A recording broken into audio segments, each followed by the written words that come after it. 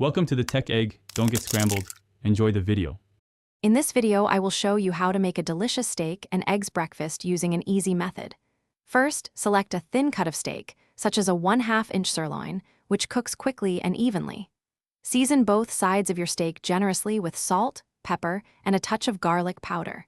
This simple seasoning enhances the natural flavors. Let the steak rest at room temperature for about 15 minutes. This helps it cook more uniformly and tenderly. Get ready for a fantastic meal. Now, let's cook that steak to perfection.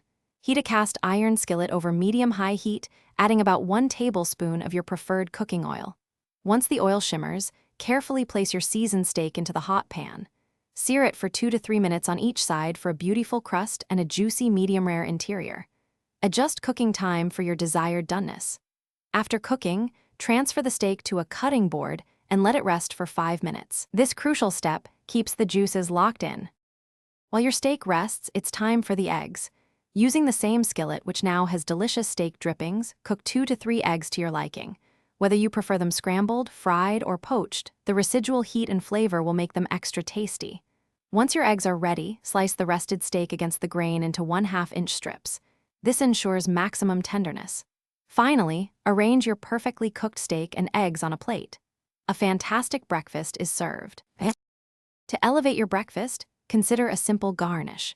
A sprinkle of fresh chives or parsley adds a pop of color and a hint of fresh flavor to your steak and eggs. Serve this incredible meal immediately with your favorite breakfast sides, perhaps some crispy toast or golden hash browns. It's a truly satisfying way to start your day. Remember to check the description below for links to some great deals, including that Little Tree's Black Ice Air Freshener.